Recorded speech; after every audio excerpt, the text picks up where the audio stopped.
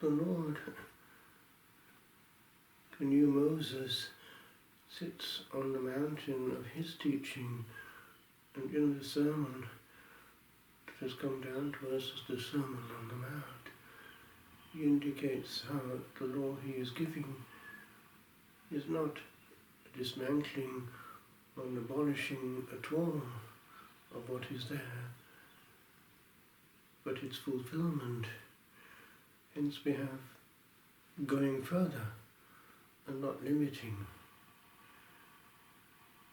The gospel way is not a legal way, and we find it coming again in the simplification of all as he leaves us. He gives us a new commandment.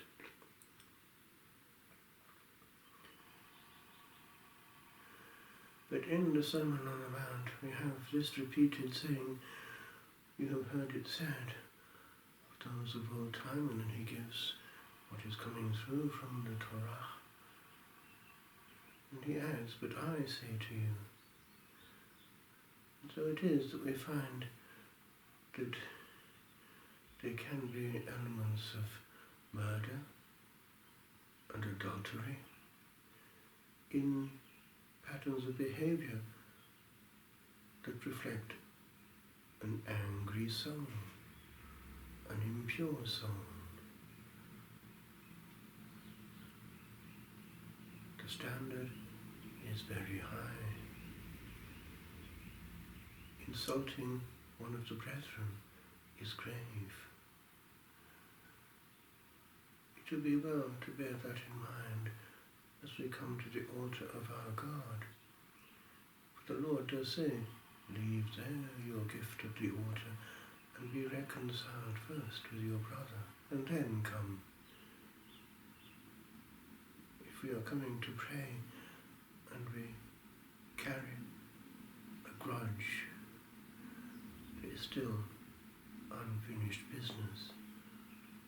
And indeed in that same Sermon on the Mount, he does put that clause in, "as we forgive," and goes on to explain that if we do not, then we cannot be forgiven. So this is the level of the law of our teacher.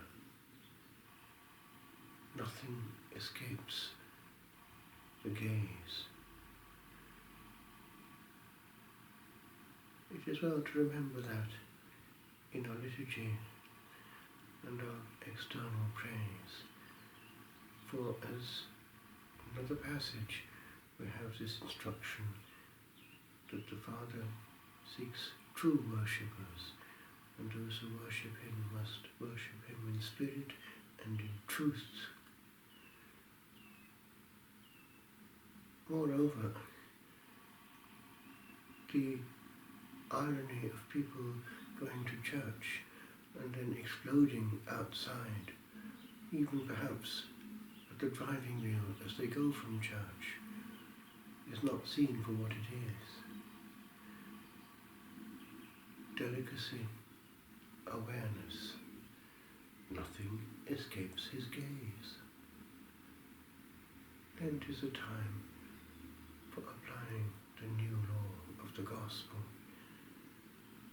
Christians should be different. We have in that same Sermon on the Mount heroic points, turning the other cheek, giving also our tunic, going the extra mile. Is it always our case?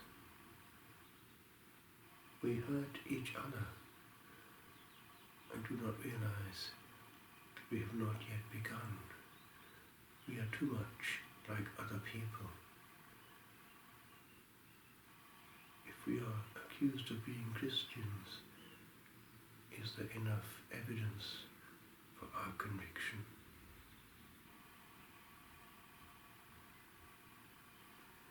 Ubi caritas et amor, Ubicaritas Deus iust, Ubicaritas et amor, Ubicaritas Deus iust, Ubicaritas et amor.